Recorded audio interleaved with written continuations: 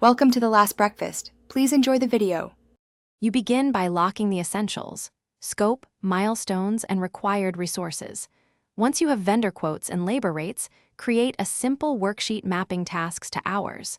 Make sure to separate fixed versus variable costs and assign realistic resource productivity. Immediately add a contingency percentage based on project risk. This protects you from common underruns. As you enter numbers, flag any assumptions so you can revisit them later. This makes your early estimates transparent and actionable. You now decompose work into a work breakdown structure and attach cost lines to each task. Once done, assign resources and compute burdened labor rates. Include benefits and overhead to avoid underpricing. Use quantity takeoffs and unit costs for materials, and factor schedule compression or delays into cost impacts. As you refine, run a quick scenario.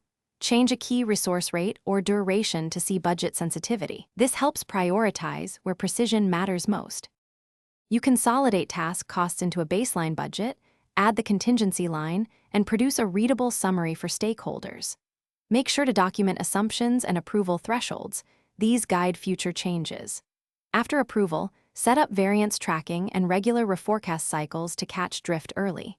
If numbers look off, run a sensitivity check and trace high-variance tasks back to original estimates.